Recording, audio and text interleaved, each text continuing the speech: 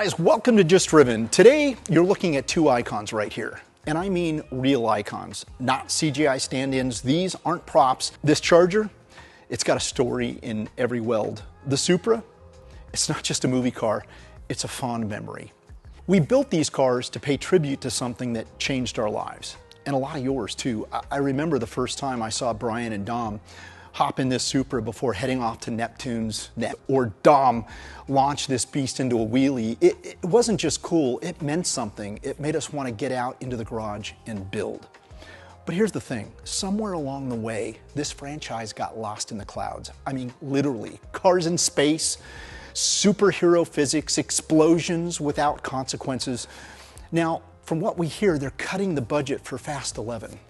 And maybe, just maybe, that's the best thing that could happen. So today we're talking about where this whole Fast and Furious thing started and where it needs to end. So let's talk about originality for a second.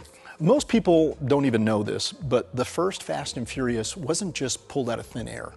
It was actually inspired by a 1998 Vibe magazine article called Racer X. It was about a real underground look at New York's street racing scene.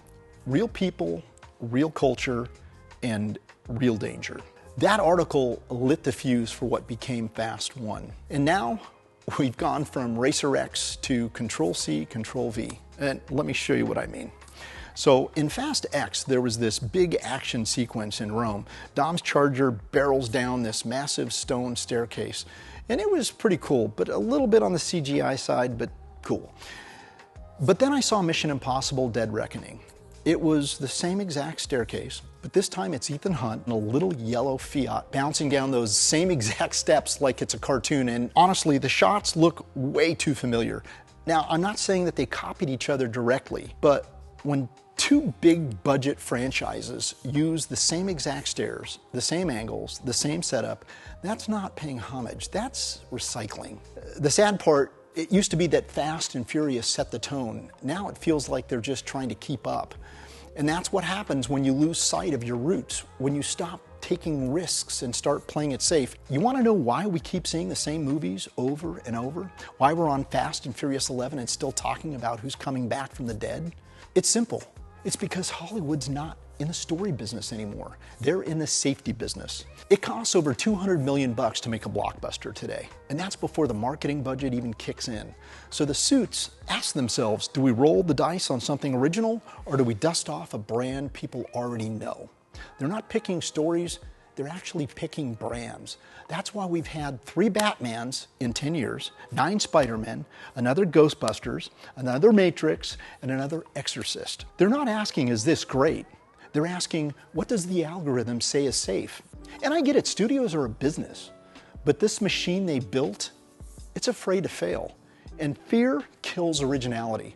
Now, Fast X had a $340 million budget. It had massive CGI sequences, world-ending stunts, half the cast surviving explosions no human could walk away from.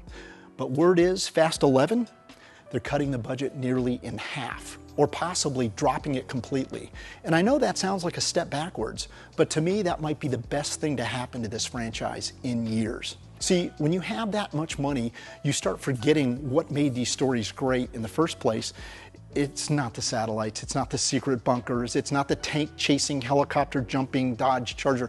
And honestly, the numbers speak for themselves. Fast X had a massive budget and it underperformed at the box office. It did not hit its expectations. Quite frankly, that's why they're cutting back now. That's why Fast 11 is suddenly a lot leaner, or maybe even on pause. Because when you burn through $340 million and don't get the payoff, even the studios start questioning the formula. They're not always thinking like fans, they're thinking like investors. They want predictable returns, reliable IPs, and repeatable success.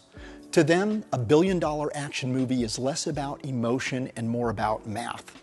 But here's the disconnect. While they're looking for the next billion-dollar franchise moment, we're over here hoping for authenticity.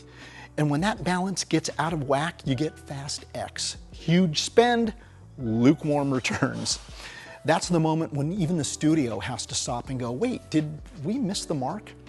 You see, it's the moments. A pink slip race on the streets at night, Brian handing Dom the keys, Jesse's tears after losing his dad's Jetta, Dom staring down a quarter mile like it's his entire future. None of that costs $340 million.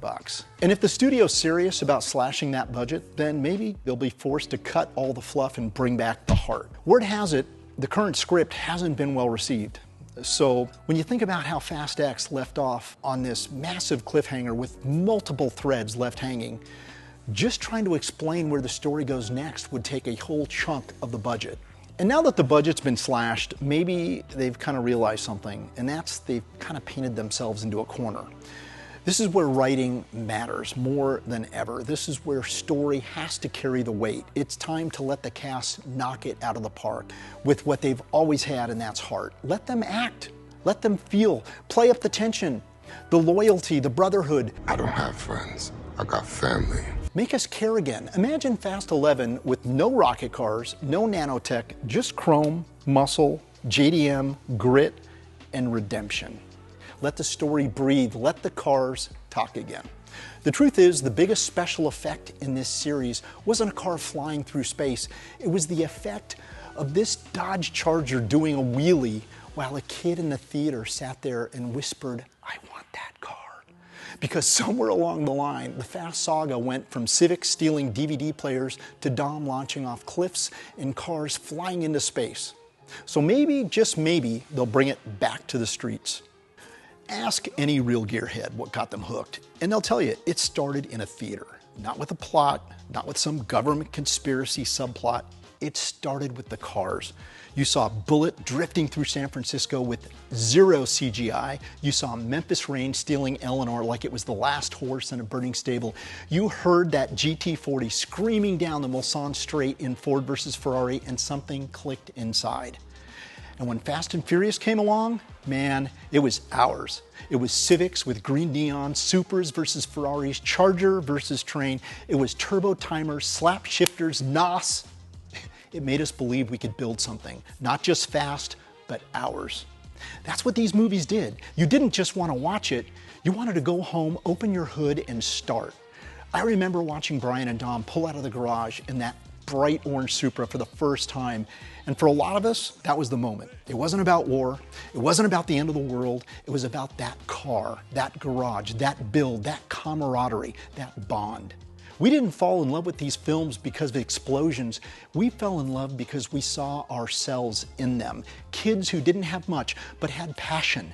And the car, that was our identity. Ask any real gearhead what got them hooked, and they'll tell you, it was in the movies. Not the explosions, not the villains, the cars. Bullet's Mustang, Eleanor, the GT40 at Le Mans, Brian's orange Supra, Dom's black Charger. It wasn't about saving the world, it was about saving your rep. It was about that one last run that meant everything. Okay, so guys, let's take it back. Fast 1 through 4, that was the heartbeat of a generation. Real cars, real streets, real stakes. It felt dangerous, but reachable. You saw a crew of misfits become family over late night races, tuna sandwiches. Get yourself a double cheese with fries for $2.95. And trust earned 1/4 mile at a time. Dom wasn't a superhero, he was a man with a code. Brian wasn't a cyborg agent, he was a kid just trying to find where he belonged. Fast 2 gave us Miami Heat and wild paint jobs. Tokyo Drift gave us style and soul.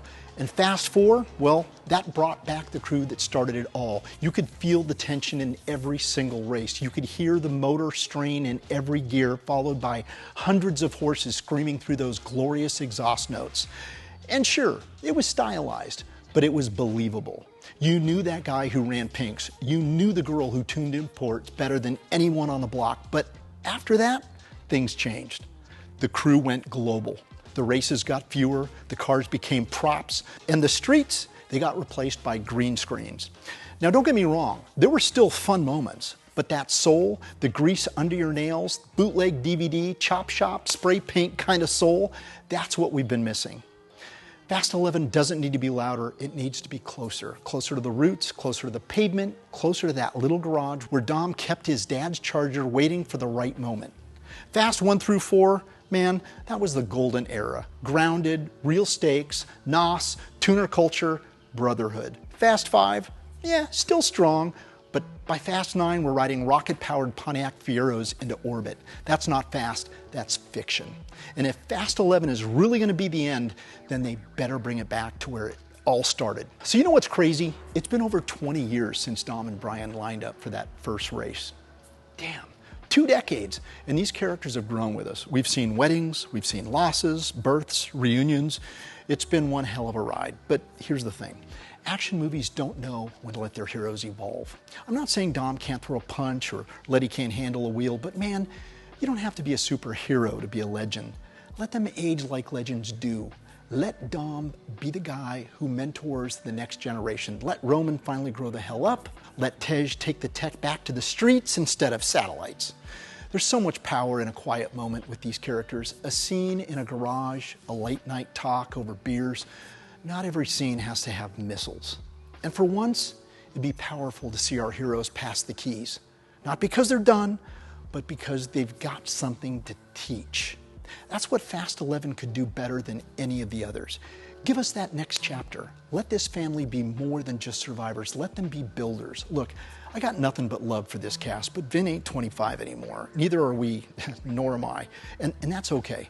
What we don't need, though, is CGI trying to make them into superheroes. What we do need is a story about legacy. Let them age. Let them pass the keys down. Make it about family again, not physics-defying insanity. The first Fast film had Dom and Brian narrowly missing a train in a drag race. That scene, no green screen, just a Charger and a Supra and a ton of guts. That kind of stunt work pulls you in. Your breath catches, your heart skips, you feel like you're behind the wheel. That's the kind of energy we need again. And the funny part, it doesn't take more money, it takes less. Let the streets be your stage. Let that engine note tell a story. Let us feel every shift, every slide, every brush with a wall. Because car people can spot a fake a mile away. We know when the physics are off. We know when the sound mix is just a sound library.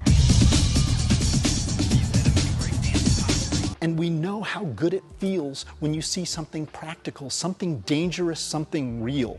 That's what makes a scene legendary. Not how big it is, but how true it feels.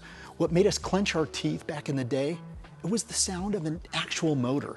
It was practical stunts, the tension of knowing one wrong move ends the whole race. You don't need $1 billion FX budget to make jaws drop. You just need truth. That's what we do here with these cars, and that's what Fast 11 needs to bring back. All right, guys, this one's gonna sting a little. Look, we love Han. We cheered when Letty showed up alive, and now there's talk that Giselle might be coming back. And look, I get it. We miss these characters. We want to believe in second chances. But here's the problem. When everyone comes back, no one's story has weight. What made those early movies powerful was the risk. Jesse dying? That changed the tone. Letty being gone? It gave Dom purpose. Now it's like death is just a nap. If Fast 11 is really the end of the road, it needs to mean something. Let people go. Let closure happen. Let the emotions land without needing to fix it. You want a real twist? Let someone stay dead. Let the crew grieve. Let that loss shape them. Because when everyone's invincible, you forget why you cared in the first place. Look, we love Han. We cried for Letty. But when everyone keeps coming back from the dead, it kills the stakes. It kills the drama, the emotion. You can't say ride or die if nobody ever dies.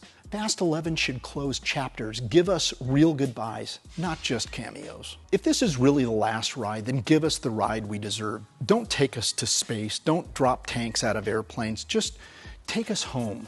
Bring it back to the streets of LA. Make it about territory, trust. That one last race for all the marbles. Let Dom be the guy who's trying to hold the scene together while everyone else moves on. Let Brian's legacy live through his son. Let the next generation learn why the code matters. It doesn't have to be flashy. It just has to be honest. The sound of engines in alleyways, wrenches turning in the dark, cops patrolling while the crew preps one last hit of NOS. Give us emotion, give us closure, give us a final ride that feels like the first. Here's what I think Fast 11 could be. Forget the globetrotting. One last race in LA, one last ride, Dom and the crew trying to hold on to a street culture that's fading fast. Not because it's uncool, but because time moves on. Make it gritty, make it grounded. Let the actors act and let the stunts be honest and real. Make it a love letter to the fans who never left. So whether Fast 11 brings it back or not, we will. This Charger, this Supra, they're more than movie cars. They're reminders. Reminders that a car culture lives in garages, in late nights, in loyalty, Family. in stories we choose to keep alive. We don't need a $200 million budget to tell a great car story. We've got passion, we've got tools, and we've got people just like you riding along with us. So if Hollywood forgets what made this franchise special, we're here to remind them. Because here at Just Driven, we don't wait for permission. We turn the key and fire them up. This isn't the end, it's a restart. And we're just getting warmed up. Whether Fast 11 goes back to its roots or not, we will. This Charger, the Supra, they're not just replicas, they're tributes. They're proof that muscle, spirit, and street stories still matter. So if you want real cars, real builds, and real stories, stick around. Because here at Just Driven, we don't need green screens, we just need a road. All right, guys, so that's our take on where this Fast 11 thing is going and where we kind of hope it does go. So if you like this kind of content, please go back and check out some of our other videos. We've been doing this for a while now. We love building cars and we love sharing those car builds with you. So don't forget to subscribe and we'll see you on the next one.